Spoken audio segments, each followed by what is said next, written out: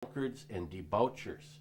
And so if you would let us pick who comes to work with us, it would be much better. So that was actual part of the negotiations, and I found that very interesting. So Uh-huh.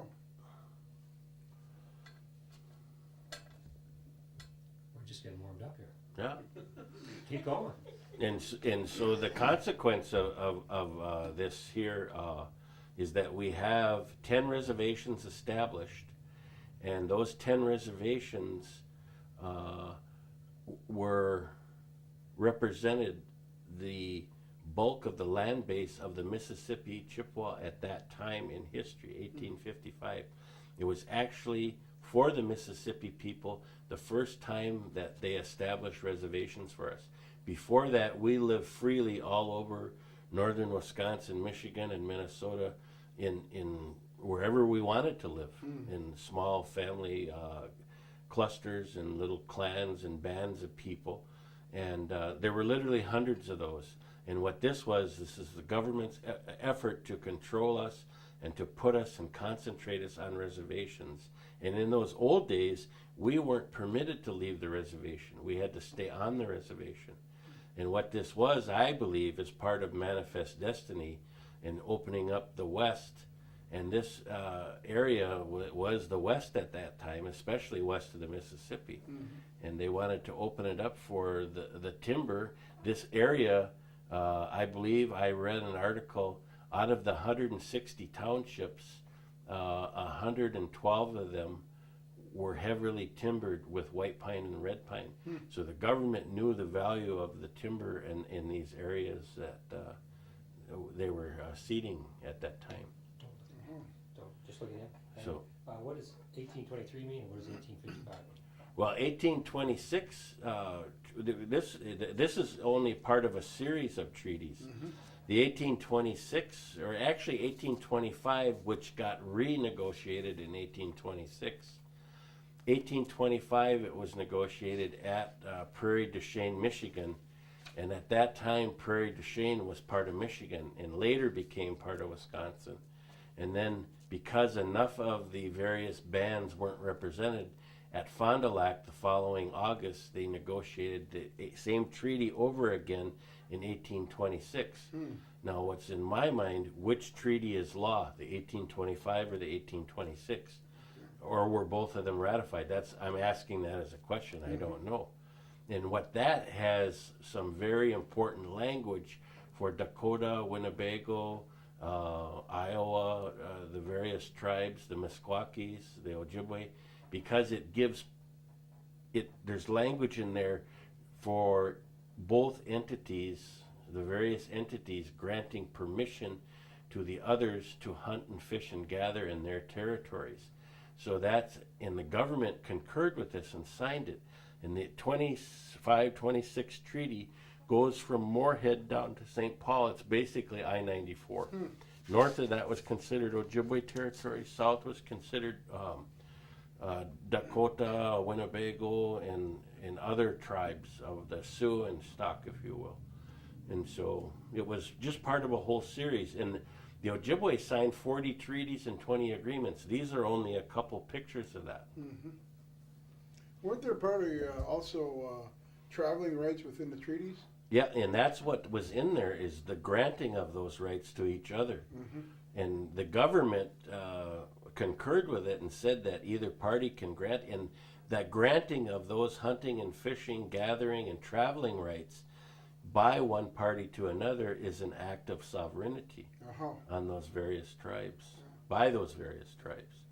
But one of the things the government pulled a fast one, I believe, they put a clause in there that said all of the mineral rights and all of the minerals discovered in the given territory shall be the property of the U.S. government. And so, and the other thing that's questionable on all the treaties is that the interpreters, who were usually mixed bloods who spoke English and Ojibwe, were on the U.S. government payroll. So they were employees of the federal government, and there's some question as to what they were telling both parties back and forth. And there's certain words you can't say in both languages. You can't interpret them in the other language. So I believe there was some confusion. It certainly seems like there was bias toward the government side. Oh yeah, they were up to, well, they knew the value of the timber and the land, and they had a developing country to take care of, and we were in the way, to be blunt. And if we hadn't had land and timber, they wouldn't have looked twice at us, I don't believe. 1855? Uh-huh. Then subsequently, Yeah. Subsequently, after the 1855 treaty, the government did another treaty called the 1864, which in turn attempted to sell the 10 Mississippi reservations. And that's been a point of controversy because it took about 16 chiefs to sign the 55 into law and those 10 reservations. And what the government did is called upon 3 Mississippi chiefs, Holnaday, Misquades, and Shabashkung from Mille Lacs, to go to Washington and sign away the 10 Mississippi reservations. Shabashkung at the 11th hour decided not to go. Misquades from around Rice Lake and Holnaday went to Washington, and the two of them signed away, allegedly, the 10 Mississippi reservations without the permission of the other 14 treaty signer signatories. So it's a very controversial series of treaties, and they're in history. That's why sometimes Mille Lacs has been a little bit upset with White Earth, because Holnaday was one of our treaty signers, and even Holnaday went up to the 1863 treaty to try to help negotiate that, and the Red Lake people basically shoot him out of there. Yeah, I heard that.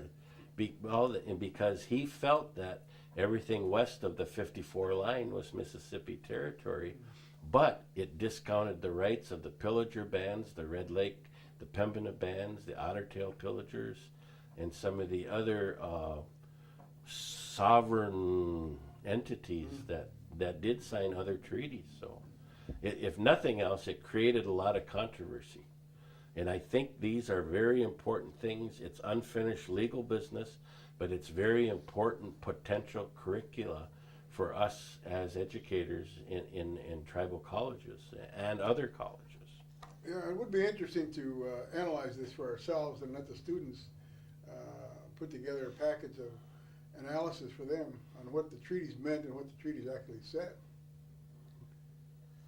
So then we could define our own sovereignty and let the students begin to uncover their own sovereignty. And ask their own questions. And ask their own questions, yeah. Could you talk about, since we're going to be getting to the documents that you have, artifacts that you have, where are they? Like, just, the quantities, the numbers. Well, the